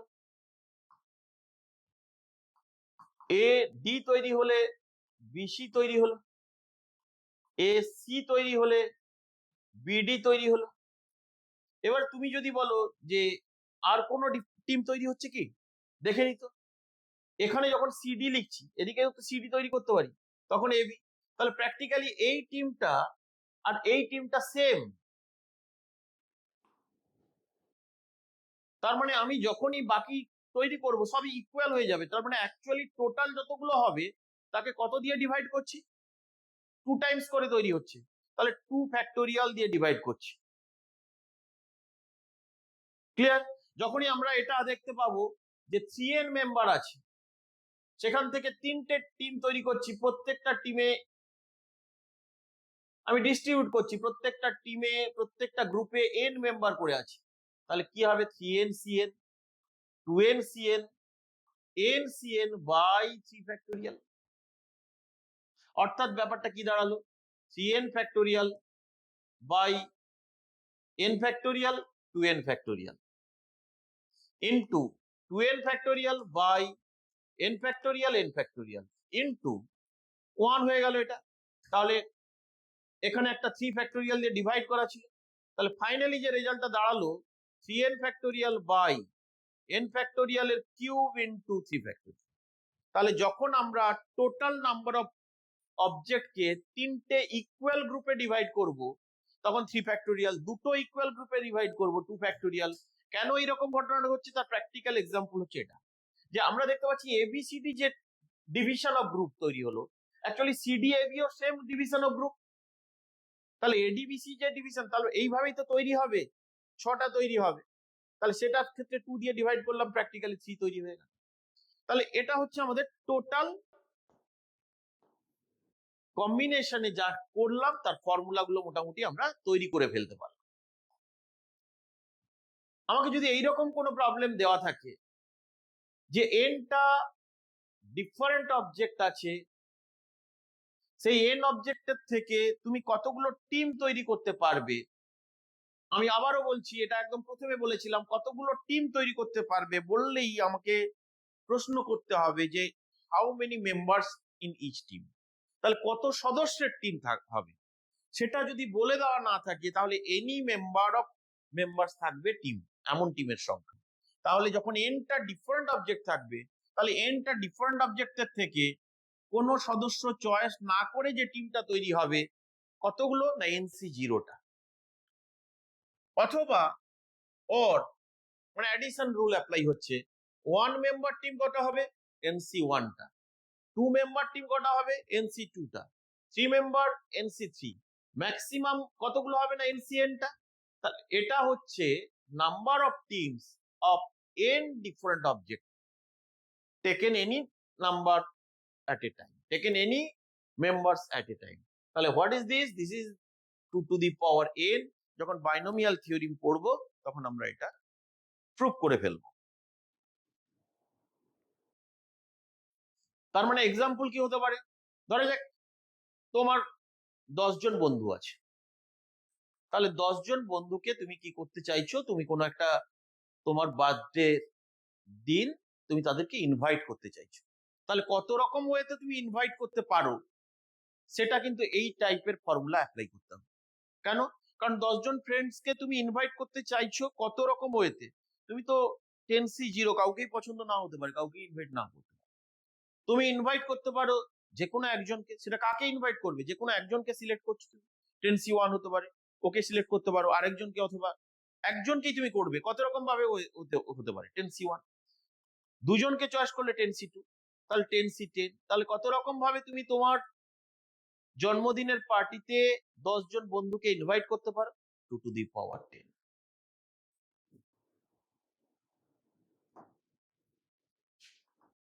তাহলে মোটামুটি ব্যাপারটা বোঝা গেছে যে কম্বিনেশন আর পারমুটেশনের একটা বেসিক ডিফারেন্স। পারমুটেশনে অর্ডার ইজ ইম্পর্টেন্ট, অর্ডারটা ম্যাটার করছে, অর্থাৎ কে কোন পজিশনে থাকবে সেটা ম্যাটার করছে। অর্থাৎ এ বি আর বি এর মধ্যে একটা ডিফারেন্স আছে, A B R B A দুটো ডিফারেন্ট অ্যারেঞ্জমেন্ট, কিন্তু কম্বিনেশনে এ বি যে দল, বি এও সেম দল। তার মানে কম্বিনেশনের ক্ষেত্রে অর্ডার কোনো ম্যাটার করছে, এটা প্রথমেই আমাকে বুঝে নিতে হবে। একটা প্রবলেম থাকলে সেটা পারমুটেশন হবে না কম্বিনেশন। কম্বিনেশনে সবসময় টিম তৈরি করা, গ্রুপ বানানো, দল গঠন করা, একটা কমিটি তৈরি করা, কত রকম ওয়েতে চয়েস করা, সেটা কম্বিনেশনের মধ্যে চলে যায়। পারমুটেশনে কি হবে না কত রকম ভাবে অ্যারেঞ্জ করছি, স্থান পরিবর্তন করছে, কত রকম ভাবে নাম্বার ফরমেশন হচ্ছে, কত রকম ভাবে একটা 3 ডিজিট 4 ডিজিট নাম্বার তৈরি হচ্ছে আন্ডার কিছু শর্ত দেওয়া থাকবে, সেগুলো পারমুটেশনে চলে যাবে। তাহলে এই হচ্ছে আমাদের বেসিক কনসেপ্ট, এবং আমরা ফর্মুলা মোটামুটি যা রয়েছে আমাদের সিলেবাসে আমরা ডিরাইভ করে ফেলেছি। এর বাইরেও অনেক ফর্মুলা রয়েছে, সেগুলো তো আমাদের বোর্ডের সিলেবাসে নেই, বিভিন্ন কম্পিটিটিভ এক্সাম দিতে গেলে সেগুলো ফার্দার স্টাডি করতে হবে আমাদের। এবারে আমরা একটু প্রবলেম সলভিং এ চলে আসি। আমি একদম বেসিক ফর্মুলাতে প্রবলেমে চলে আসি। আমাকে যদি বলে যে 15 জন মেম্বার আছে, সেখানে 15 জন প্লেয়ার আছে, আমি কি করতে চাইছি, আমি সবসময় 11 জনের একটা টিম তৈরি করতে চাইছি, যেখানে 3 জন প্লেয়ারকে সবসময় আমাকে টিমে রাখতে হবে। এগুলো আমরা অলরেডি আলোচনা করেছি, আমি আবার একবার বলে দিচ্ছি যে 15 জনের মধ্যে থেকে 11 জনের একটা টিম তৈরি করব, যেখানে 3 জন বেস্ট প্লেয়ার প্রত্যেকটা টিমে থাকবে।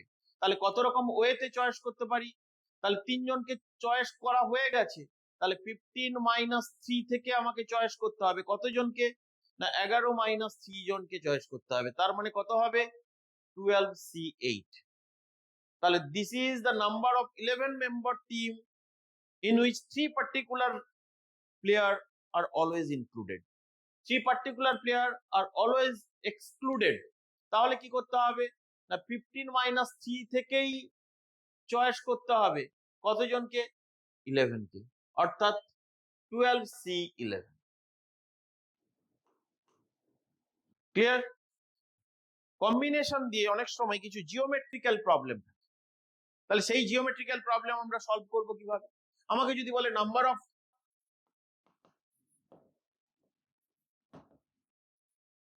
diagonals of n-sided polygon, তাহলে কত হবে, n-sided পলিগনে কটা ভার্টেক্স আছে, nটা ভার্টেক্স আছে, তার মানে nটা পয়েন্টস আছে প্লেনের উপরে। তাহলে nটা পয়েন্টস থেকে আমরা কতগুলো ডায়াগোনাল মানে লাইন সেগমেন্ট তৈরি করছি। অ্যাকচুয়ালি আমরা কি করছি, লাইন সেগমেন্ট তৈরি করছি। কতগুলো লাইন সেগমেন্ট তৈরি করা যাবে, প্রত্যেকটা লাইন সেগমেন্টের জন্য আমাদের কতগুলো পয়েন্ট লাগবে, না দুটো বিন্দু লাগবে। তাহলে টোটাল কতগুলো আছে, n-sided, তার মানে আমরা বলতে পারি n পয়েন্টস আর দেয়ার। তাহলে nটা পয়েন্ট থেকে যতগুলো দুটো পয়েন্ট কালেক্ট করতে পারবো, প্রতিটা পয়েন্ট দুটো পয়েন্টের জন্যই ধরে নিতে পারি একটা লাইন সেগমেন্ট তৈরি হচ্ছে, একটা লাইন সেগমেন্ট তৈরি হচ্ছে। এই লাইন সেগমেন্ট গুলো প্রত্যেকে ডায়াগোনাল নাও তো হতে পারে, প্রত্যেকে ডায়াগোনাল নাও হতে পারে, প্রত্যেকে ডায়াগোনাল না হতে পারে, কারণ তার মধ্যে তো কিছু সাইডও থাকতে পারে। তাহলে সাইড কতগুলো আছে সেগুলোকে মাইনাস করে দিতে হবে। সাইড কতগুলো আছে না n-sided, তাহলে this is the number of diagonals. তাহলে n into n-1/2 minus n, that is n into n-3/2, এটা হচ্ছে নাম্বার অফ ডায়াগোনালস। আমাকে যদি বলে নাম্বার অফ ট্রায়াঙ্গেলস কতগুলো হবে, কতগুলো ত্রিভুজ তৈরি হবে এখান থেকে, তাহলে আমি বলতাম একটা ট্রায়াঙ্গেল ফরমেশনের জন্য কটা পয়েন্ট লাগবে, 3টে পয়েন্ট লাগবে, 3 পয়েন্টস লাগবে। তাহলে 3টে পয়েন্ট কত রকম ভাবে কালেক্ট করা যায়, তাহলে 3টে পয়েন্ট, nটা ডিফারেন্ট পয়েন্ট আছে প্লেনের উপরে, তাহলে 3টে পয়েন্ট কত রকম ভাবে কালেক্ট করা যাবে, nc3 ওয়েতে, এক একটা কালেকশনে একটা ট্রায়াঙ্গেল তৈরি করবে, নাম্বার অফ ট্রায়াঙ্গেলস তৈরি হয়ে গেল। তাহলে এবারে আমরা পার্টিকুলার প্রবলেমে চলে আসি। আমি প্রথমে একদম বেসিক একটা প্রবলেম সলভ করার চেষ্টা করি। বলেছে nc4, জাস্ট এমসিকিউ হিসেবে থাকবে 21 into nc2, 21 into n/3, n/2c3, find n। এখান থেকে n এর ভ্যালুটা বের করতে হবে। তাহলে আমাকে কি দেওয়া আছে, আমাকে দেওয়া আছে given nc4 equal to 21 into n/2c3। তাহলে এই ধরনের প্রবলেম সলভ করতে গেলে ক্যালকুলেশন ছাড়া উপায় নেই, আমার nc4 এর ভ্যালুটাকে ভেঙে নিতে হবে, n-1 n-2 into n-3/4 4 factorial, কারণ আমরা জানি এনসিআর এর ভ্যালু কত, n n minus 1 n minus r plus 1 by r factorial. অর্থাৎ এখানে কতগুলো ফ্যাক্টর আছে, r ফ্যাক্টরস আছে, সেগুলো স্টার্টিং হচ্ছে কোথা থেকে, n থেকে কমতে কমতে কমতে কমতে n minus r minus 1 that is n minus r plus 1, নিচে r ফ্যাক্টোরিয়াল, সেই কারণে n n minus 1 n minus 2 n minus 3 by 4 factorial 21 into এখানে কত হবে n by 2 n by 2 minus 1 n by 2 minus 2 by 3 factorial. 4 factorial মানে actually কত 24, 3 factorial মানে কত অ্যাকচুয়ালি 6, তাহলে 6 4 যা 24। তাহলে দুদিক থেকে আবার কিছু টার্ম ক্যান্সেল হয়ে যাবে, একটু ক্যালকুলেশন করে নিই আমরা দেখি। n n minus 2 n minus 3 এখানে কি পড়ে আছে 4 21 ইনটু এখানে কি হলো না n n minus 2 n minus 4 by 8 হবে, 4 2 8 হয়ে গেল। তাহলে ক্যালকুলেশনটাকে আমরা যদি এগিয়ে নিয়ে যাই, দুদিক থেকে n n minus 2 ক্যান্সেল হয়ে গেল, ওখানে যেটা থাকলো n minus 1 পড়ে থাকলো আর n minus 3 পড়ে থাকলো, তাকে মাল্টিপ্লাই করব উইথ 2, তাহলে 2n square minus 8n plus 3 into 2 6। এদিকে কত পড়ে আছে না n minus 4 পড়ে আছে আর 21 পড়ে আছে, 21n minus 84। তাহলে কি রেজাল্ট পাচ্ছি 2n স্কয়ার, 21 টা এদিকে নিয়ে এলাম 29n প্লাস 90। এবারে সোজা একটা কোয়াড্রেটিক ফর্ম এসছে, যেটাকে আমরা ফ্যাক্টরাইজ করলে খুব সহজে বলতে পারবো 2n square minus 20n minus 9n plus 90 equal to 0। এখান থেকে n মাইনাস 10 একটা ফ্যাক্টর বেরোবে আর 2n মাইনাস 9 একটা ফ্যাক্টর বেরোবে। আমরা তো পরিষ্কার দেখতে পাচ্ছি n টা সবসময় কি হতে হবে, ইন্টিজার হতে হবে। n কোন ভ্যালুটাকে নেব, n ইকুয়াল টু 10। তাহলে এটা অনেক সময় আমাদের এমসিকিউ প্রবলেম সলভ করতে গিয়ে কাজে লাগবে। ক্লিয়ার? তাহলে একদম বেসিক কিছু ক্যালকুলেটিভ প্রবলেম থাকবে যেগুলো এইভাবে আমাদের সলভ করে ফেলতে হবে।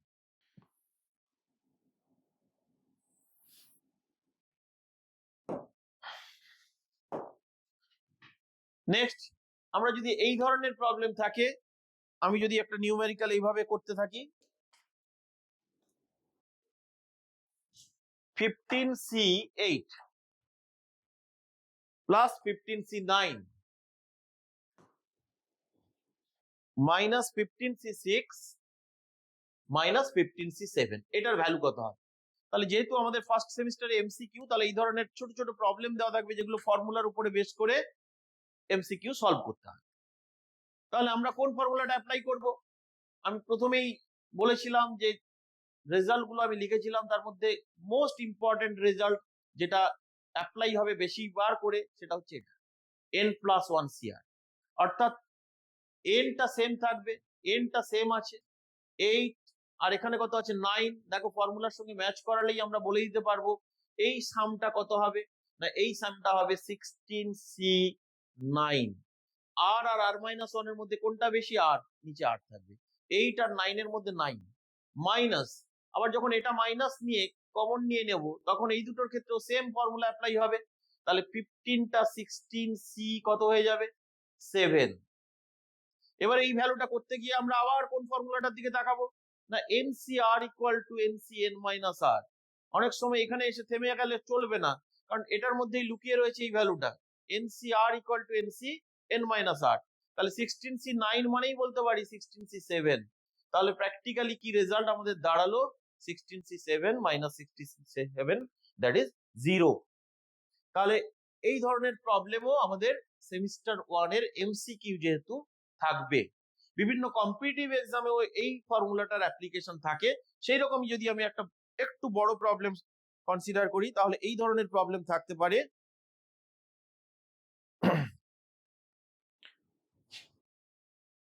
অনেক সময় জয়েন্ট এই ধরনের প্রবলেম থাকে 20c5 plus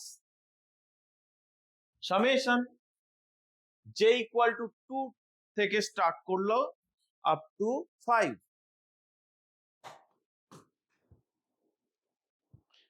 25 minus j 25 minus J C4, তাহলে এই রেজাল্টটা কত হবে? 20C5 plus J equal to 225, 25 minus J C4, তাহলে 20C5 প্লাস, আমি যদি সামেশনটাকে ভাঙতে শুরু করি, ব্রেক করি, তাহলে কত পাচ্ছি? 23C4 J equal to 3, 22C4 J equal to 4, 21C4 J equal to 5, 20C4। এই 20C5 এর সঙ্গে কাকে কম্বাইন করব? 20C4। কেন? ফর্মুলাটা তাহলে অ্যাপ্লাই হবে এবং সেটা থেকে কি পাওয়া যাবে? 21C5। 21C5 যখন পেলাম, তার সঙ্গে কাকে কম্বাইন করব? 21C4। তাহলে ফর্মুলাটা এসে গেল। এই রেজাল্টটা আবার কত দেবে আমাকে? 22C5। 22C5 এর সঙ্গে আবার কাকে কম্বাইন করব? 22C4। তাহলে কত পাবো এটা? 23C5। 23C5 এর সঙ্গে কাকে কম্বাইন করব? 23C4। তাহলে ফাইনালি রেজাল্ট কত দাঁড়াবে? 24C5। তাহলে এরকম করে অনেকগুলো টার্ম দিয়ে আমাদের কম্বিনেশনের প্রবলেম থাকে। তাহলে এইগুলো জাস্ট এমসিকিউর মতো করে প্রবলেম থাকবে।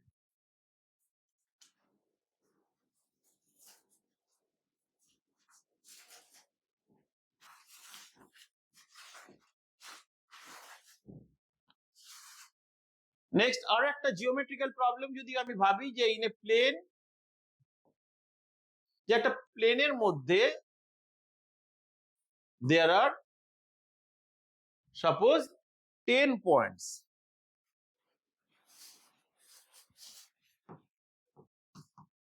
10 points out of which no three are collinear. No 3 points are collinear. তার মানে একই সরল রেখায় তারা থাকছে না, যে কোনো 3টে point, except the 4 particular points যারা একটা স্ট্রেট লাইনের মধ্যে থাকছে, which lie on a straight line. তাহলে একটা শর্ত দেওয়া আছে যে একটা প্লেনে 10টা বিন্দু আছে, সেই 10টা বিন্দুর মধ্যে কোনো 3টে সমরেখ নয়, একই সরলরেখা নয়, এক্সেপ্ট পার্টিকুলার 4 পয়েন্টস তার একটা স্ট্রেট লাইনের মধ্যে আছে। এবারে প্রশ্নটা কি রয়েছে না, এদেরকে যদি জয়েন করি, by joining them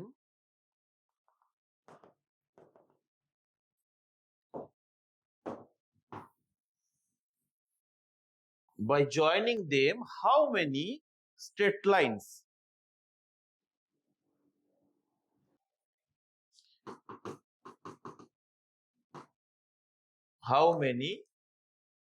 line segment can be formed? Number 2, how many triangles can be formed? তাহলে কতগুলো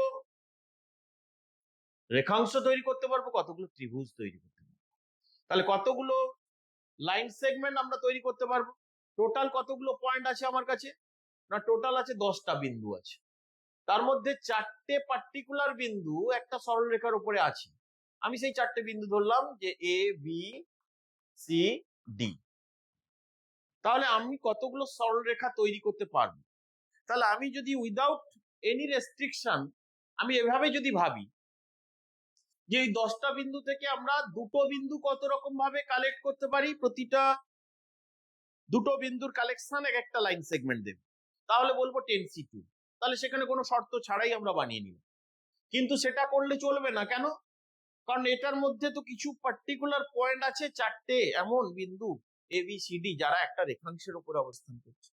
তাহলে ওই 4টে বিন্দু দিয়ে তো যতগুলো রেখাংশ তৈরি হতো তারাও অলরেডি আমি এই হিসেবের মধ্যে ধরে নিয়েছি। তাহলে তাদেরকে কি করব, আমরা মাইনাস করে দেবো 4টে থেকে যতগুলো দুটো বিন্দু দিয়ে রেখাংশ তৈরি করা যায়।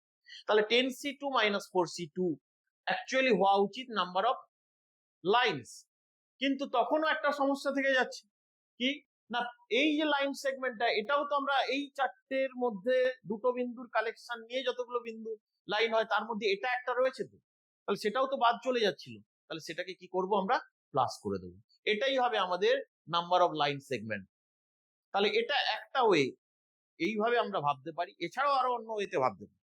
তাহলে আমি সহজে ভাববো এভাবে যে টোটাল আমার কাছে 10টা বিন্দু দেওয়া ছিল, সেই 10টা বিন্দুর মধ্যে 4টে পার্টিকুলার বিন্দু একটা সরল রেখাংশের উপরে আছে, তাহলে কতগুলো তাদেরকে জয়েন করলে কতগুলো লাইন সেগমেন্ট তৈরি হবে, এটা হচ্ছে প্রশ্ন। তাহলে আমি বলতে পারি যে যখনই লাইন সেগমেন্ট তৈরি করব তখন আমাকে দুটো বিন্দু প্রয়োজন হয়, তাহলে 10টা বিন্দু থেকে যত রকম ভাবে দুটো বিন্দু কালেক্ট করা যায় সেটা হচ্ছে 10c2, তাহলে তত রকম আমরা স্ট্রেট লাইন তৈরি করে ফেলেছি।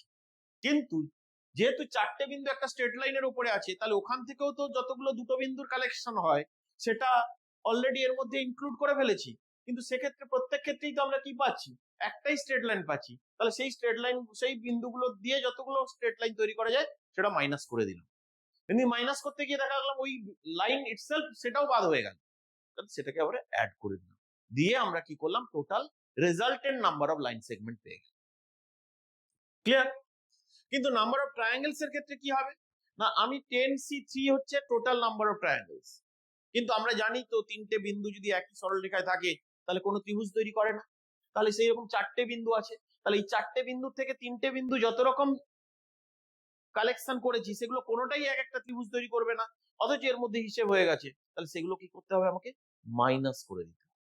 তাহলে নাম্বার অফ ট্রায়াঙ্গেলস কত হলো 10c3 minus 4c3, this is the number of triangles. তাহলে এই ধরনের প্রবলেমও আমাদের থাকবে যেগুলো জিওমেট্রি দিয়ে আমাদের সলভ করতে হবে।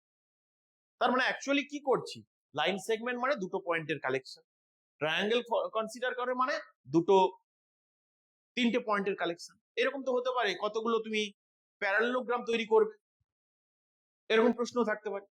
যেমন আমি যদি বলি তোমাকে দেওয়া আছে এম এ সেট অফ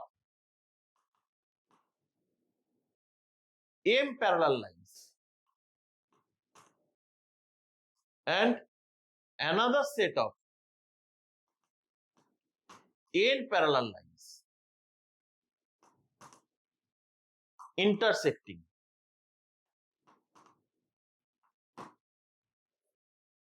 তারা একে অপরকে ইন্টারসেক্ট করছে। তাহলে একটা সেট অফ প্যারালাল লাইন্স দেওয়া আছে, এই যে প্যারালাল লাইন আমি ড্র করলাম এরা কেমন, এরা হচ্ছে m সংখ্যক প্যারালাল লাইন্স। আবার একটা সেট অফ প্যারালাল লাইন্স দেওয়া আছে, তারা কেমন, তারা n সংখ্যক প্যারালাল লাইন্স।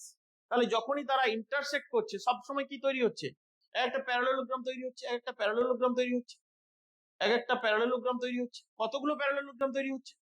তাহলে আমাদের প্যারালেলোগ্রামের জন্য একটা সেটের m প্যারালাল লাইন্স থেকে দুটো প্যারালাল লাইন কালেক্ট করলেই হবে, আবার ইন্টারসেক্টিং আরেকটা সেট অফ প্যারালাল লাইন্স থেকে আরেকটা দুটো প্যারালাল লাইন কালেক্ট করলেই হবে। তাহলে mটা প্যারালাল লাইন্সের যে সেট রয়েছে সেখান থেকে দুটো প্যারালাল লাইন কত রকম ওয়েতে কালেকশন করা যায়, আমি এই দুটো করতে পারি, 1 2 করতে পারি, বা আমি বলতে পারি 1 3 কালেক্ট করলাম, এইভাবে 1 m মানে 1 নম্বর আর m নম্বর স্ট্রেট লাইনটা কালেক্ট করলাম, তাহলে কত রকম কালেকশন হবে না mc2। তাহলে প্রত্যেকটা কালেকশনের জন্য আমাকে আরেকটা সেট অফ যে ইন্টারসেক্টিং প্যারালাল লাইন রয়েছে n সংখ্যক, সেখান থেকেও দুটো প্যারালাল লাইন কালেক্ট করতে হবে। কত রকম ভাবে কালেক্ট করা যায়, nc2, again fundamental principle of multiplication, mc2 into nc2, অর্থাৎ m into m minus 1 n into n minus 1 by 4, এটা হয়ে যাবে নাম্বার অফ প্যারালেলোগ্রামস, কতগুলো সামান্তরিক তৈরি করতে পারলাম, তার রেজাল্টটা হচ্ছে এটা।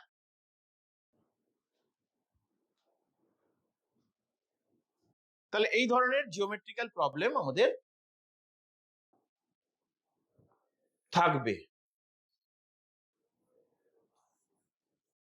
তাহলে যখনই কতগুলো ত্রিভুজ তৈরি হবে তখন মাথায় রাখবো তিনটে পয়েন্টের কালেকশন, যখন বলবে কতগুলো লাইন সেগমেন্ট তৈরি হবে তখন দুটো পয়েন্টের কালেকশন, যখন সামান্তরিক হবে তখন ওই সেট অফ প্যারালাল লাইন্স থেকে দুটো লাইন, আরেকটা set of intersecting parallel lines থেকে দুটো লাইন কত রকম ভাবে নেওয়া যাবে। তাহলে মোটামুটি কম্বিনেশনের যে ধরনের প্রবলেম আসে, রেস্ট্রিক্টেড কম্বিনেশন থেকে শুরু করে জিওমেট্রিক্যাল প্রবলেম, আমি সব ধরনের প্রবলেমই আলোচনা করলাম, কিন্তু একটা টাইপ এখনো আমরা করিনি, সেইটাই এখন আলোচনা করব। সেটা হচ্ছে পারমুটেশন কম্বিনেশন মিক্সিং কিছু প্রবলেম থাকে, যে কখন কোনটা হবে সেটা বুঝবো কি করে এবং সেটা সলভ করবো কি করে। যেমন আমি যদি একটা ওয়ার্ড লিখছি যে অ্যালজেব্রা, এই অ্যালজেব্রা যে ওয়ার্ডটা রয়েছে সেখানে কতগুলো লেটার রয়েছে, না 7টা লেটার রয়েছে। তার মধ্যে দুটো এ রয়েছে, এল, জি, ই, বি, আর। এই 7টা লেটার দিয়ে আমাকে যদি বলে কতগুলো ওয়ার্ড তৈরি করা যাবে, তাহলে কিন্তু পারমুটেশনের মধ্যে চলে গেল, নাম্বার অফ ওয়ার্ডস, এটা পারমুটেশনের মধ্যে চলে গেল। এই number of words using all letters, তাহলে আমাদের কম্বিনেশনের আর কোনো কাজ থাকলো না, সরাসরি আমরা পারমুটেশনের যে বেসিক ফর্মুলা সেটা অ্যাপ্লাই করি, প্রবলেমটা সলভ করতে পারি। যে 7 ফ্যাক্টোরিয়াল বাই কতগুলো অবজেক্টের রিপিটেশন আছে, দুটো অবজেক্ট। কিন্তু যদি আমাকে বলতো নাম্বার অফ ওয়ার্ডস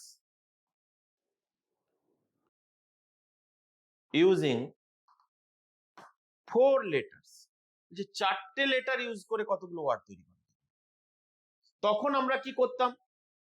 তখন কিন্তু আমরা এই ফর্মুলা ইউজ করতে পারতাম না। আর পারমুটেশনে এরকম কোনো ফর্মুলা আমরা করিনি, কারণ কোনো কেস নেই, সেভাবে করা যাবে না। কারণ এখানে তো আগে তোমাকে কি করতে হবে, কালেক্ট করতে হবে, তারপরে অ্যারেঞ্জ করতে হবে। তার মানে আগে কম্বিনেশন চলে আসছে, তারপরে পারমুটেশনের ব্যাপারটা আসছে। তাহলে আমরা এই 4টে লেটার কিভাবে কালেক্ট করব সেটাকে আগে জানতে হবে। কালেকশন হয়ে গেলে পারমুটেশন করতে কোনো অসুবিধা নেই, তার ফর্মুলা আমরা জেনে গেছি। তাহলে এই ধরনের প্রবলেম কিন্তু বিভিন্ন কম্পিটিটিভ এক্সামে থাকে, বোর্ডের এমসিকিউতেও থাকতে পারে। তাহলে কালেকশন করার সময় কতগুলো ওয়েতে আমরা কালেকশন করব, দিস ইজ ইম্পর্টেন্ট, খুব ভালো করে খেয়াল করো। তাহলে আমরা দেখব প্রথমেই যে অল লেটার্স আর ডিফারেন্ট। যদি ডিফারেন্ট থাকতো তাহলে কিন্তু আমাদের কম্বিনেশনের প্রয়োজন হতো না, কারণ আমরা যদি 7টা ডিফারেন্ট হতো তাহলে অ্যান্সারটা বলতাম 7p4। যদি অল লেটার্স আর ডিফারেন্ট হতো, কিন্তু কিছু তো অ্যালাইক অবজেক্ট আছে, সেখান থেকে কিছু কালেকশন করতে গেলে কিন্তু আমাদের আগে কালেক্ট করতে হবে, সেই কালেক্ট করার ওয়েটা আমাকে জেনে নিতে হবে। আমরা কিভাবে কালেক্ট করতে পারি? এখানে দুটো, একটা লেটার এমন আছে যেটা ডাবল ফর্মে আছে, তাহলে সেইটার সেই গ্রুপটা নিয়ে নি, ডাবল গ্রুপটা নিয়ে নি, আর দুটো ডিফারেন্ট নিয়ে নি। তাহলে আমরা যেটা প্রথমে কালেক্ট করব, যে ডাবল লেটার যেটা আছে সেটাকে কালেক্ট করে নেব।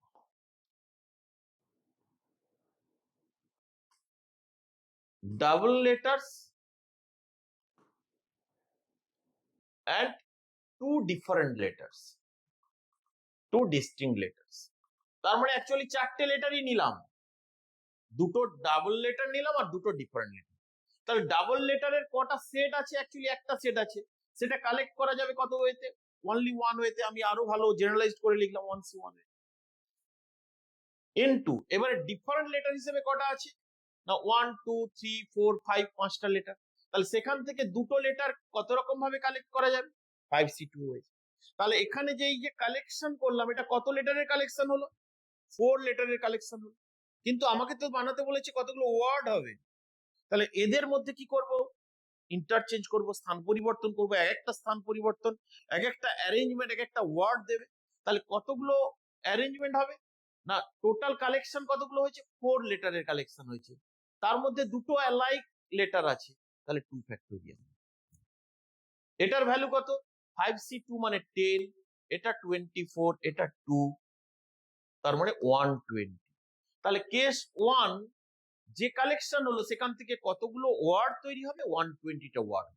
কেস 1 এ কালেক্ট করলাম কিভাবে না, ডাবলের ক্যাটাগরি এখানে যেহেতু দুটো আছে, একটা ক্যাটাগরি আছে মানে দুটো লেটার ইকুয়াল আছে, তাহলে সেই ইকুয়াল লেটারটা এবং দুটো ডিফারেন্ট লেটার, আর কি কালেকশন হতে পারে না, আর তো কোনো ওয়ে নেই, চারটেই ডিফারেন্ট নিতে পারি, 4 ডিফারেন্ট লেটার্স নিতে পারি।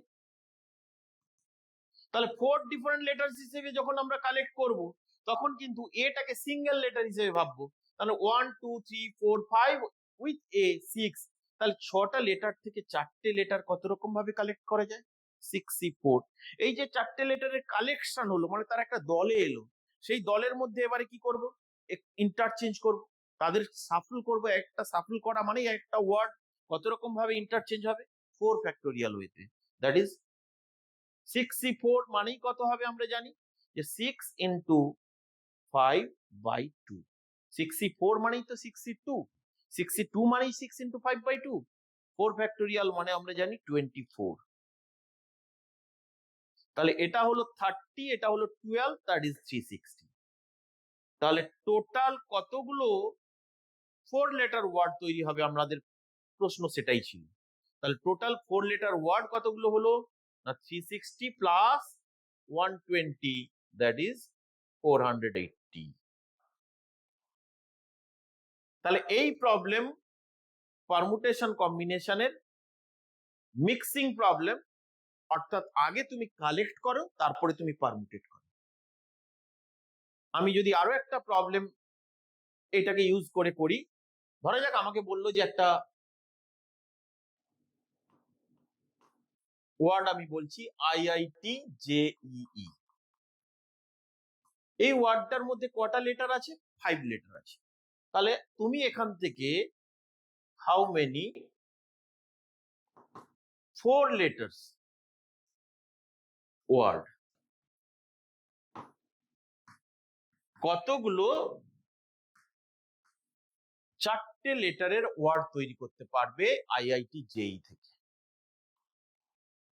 তাহলে আমি প্রথমেই দেখে নেব যে ওয়ার্ডটা আমার কাছে আছে সেখানে সবাই ডিফারেন্ট লেটার আছে কিনা।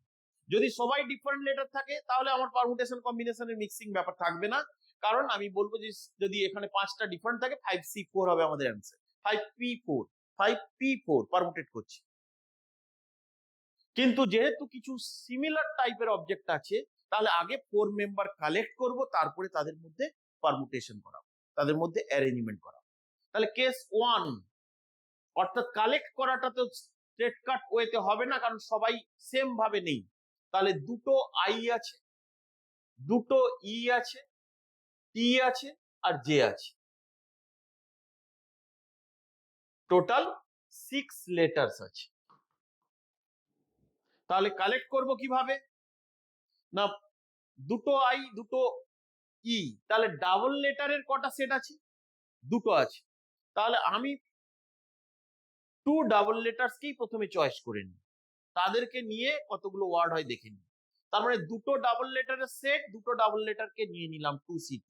এখানে সিটা অ্যাপ্লাই হচ্ছে কারণ দুটোকে ডিফারেন্ট সেট হিসেবে ভাবছি, 2C2। তাহলে কালেকশন হলো কজনের, 4টে লেটারের কালেকশন হলো। সেই কালেকশনের মধ্যে দুটো ইকুয়াল লেটার আছে। এবারে তাদেরকে কি করতে চাইছি, তাদেরকে পারমুটেট করতে চাইছি, অ্যারেঞ্জ করতে চাইছি। সেই অ্যারেঞ্জমেন্ট করার সময় কত হবে, 4 ফ্যাক্টোরিয়াল বাই 2 ফ্যাক্টোরিয়াল। তাহলে ইচ কালেকশনের জন্য এতগুলো হবে। তাহলে মাল্টিপ্লিকেশন রুল এগেন, আমি বলেছিলাম পারমুটেশন কম্বিনেশন পুরো টপিকটার মধ্যেই দুটো ফান্ডামেন্টাল প্রিন্সিপাল সবসময় কাজে দেবে, অ্যাডিশন আর মাল্টিপ্লিকেশন। এখানে সেটা হলো। তাহলে এখানে কত হলো, 24/4, দ্যাট ইজ 6। কেস 2, কেউ বলতে পারে তো আমি এই দুটোই ডাবল লেটার নিয়ে একটা ডাবল লেটার নিলাম আর একটা সিঙ্গেল লেটার নিলাম, তাহলে দুটো সিঙ্গেল লেটার নিলাম, তাহলে কি ঘটবে।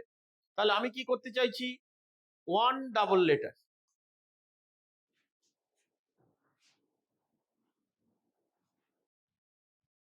তাহলে এবারে আমরা দেখি যে দুটো ডাবল লেটার না নিয়ে যদি কেউ বলে যে স্যার একটা ডাবল লেটার নেব আর দুটো ডিফারেন্ট লেটার নেব, 1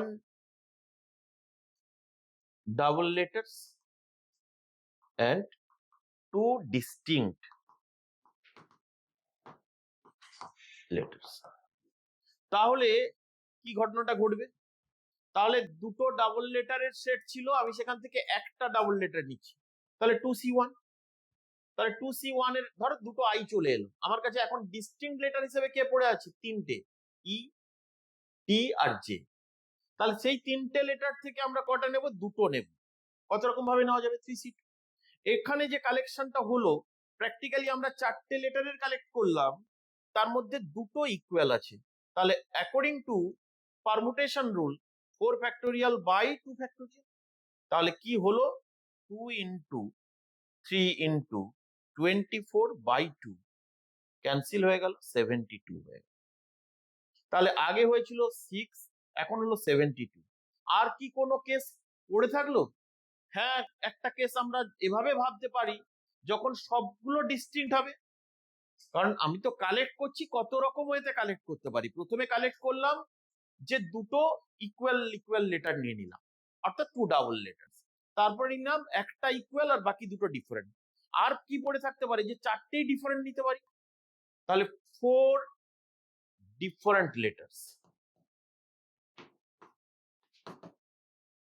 4 ডিফারেন্ট লেটার্স যখন নিচ্ছি, তখন আমি আই কে, দুটো আই থাকলেও তাকে সিঙ্গেল ডিস্টিংক্ট লেটার হিসেবে, একটা আই, একটা ই, একটা টি, একটা জে, অ্যাকচুয়ালি চারটে লেটার আছে ডিস্টিংক্ট হিসেবে। তাহলে চারটে থেকে চারটের কালেকশন করছি, অল আর ডিস্টিংক্ট। তাহলে পারমুটেট করলে 4 ফ্যাক্টোরিয়াল, দ্যাট ইজ 24।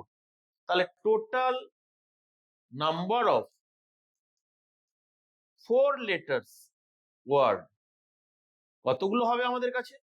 তাহলে 6 প্রথমে হয়েছিল, তারপর 72 হলো, তারপর 24 হলো, তার মানে 102 হয়ে গেল। তাহলে এই ধরনের প্রবলেম যদি থাকে, যেটা পারমুটেশন এন্ড কম্বিনেশনের মিক্সিং প্রবলেম আছে, বুঝবো কি করে? না, টোটাল যতগুলো আছে, যতগুলো লেটার আছে বা যতগুলো নাম্বার আছে, সেই নাম্বারের কিছু যদি সিমিলার অবজেক্ট থাকে, অথচ সবগুলো কালেক্ট করতে হবে না, কিছু কালেক্ট করতে হবে, তখন বুঝে নিতে হবে কালেকশনটার বিভিন্ন ধরনের হতে পারে। সেই ধরনের উপরে বেস করে পারমুটেশন অ্যাপ্লাই করতে হবে। ক্লিয়ার? তাহলে কখনো কখনো এই প্রবলেমের ক্ষেত্রে শুধু কেন লেটার থাকবে, নাম্বারও থাকতে পারে। তোমাকে বললো যে 1 1 2 3 3 আর 4, তাহলে অ্যাকচুয়ালি কটা ডিজিট আমি লিখেছি? 6টা ডিজিট লিখেছি। তুমি এখানে কতগুলো এই 6টা ডিজিটকে ইউজ করে 4 ডিজিট নাম্বার তুমি তৈরি করতে পারবে। কতগুলো 4 ডিজিট নাম্বার তুমি তৈরি করতে পারবে। তার মানে তোমাকে 4 ডিজিট নাম্বার তৈরি করতে গেলে চারটে প্লেস আছে। চারটে প্লেসের জন্য তোমার অ্যাকচুয়ালি কটা ডিজিটের প্রয়োজন হবে? চারটে ডিজিটের প্রয়োজন হবে। সেই চারটে ডিজিটের কালেকশনের ওয়ে গুলো তোমাকে সিলেক্ট করে নিতে হবে। প্রত্যেকটা ওয়েতেই পারমুটেশন মাল্টিপ্লাই করতে হবে। তুমি দুটো ইকুয়াল নিতে পারো, একটা ইকুয়াল, বাকি দুটো ডিফারেন্ট নিতে পারো, চারটে ডিফারেন্ট নিতে পারো। ক্লিয়ার? তাহলে এই প্রবলেমটা নিজেরাই বাড়িতে করবে। বইতে অনেক প্রবলেম দেওয়া আছে, যে টেক্সট বুক থেকে প্রবলেম সলভ করবে।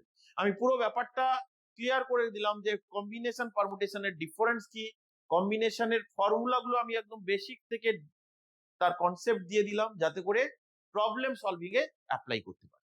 ঠিক আছে? তাহলে আজকে ক্লাস এখানেই শেষ।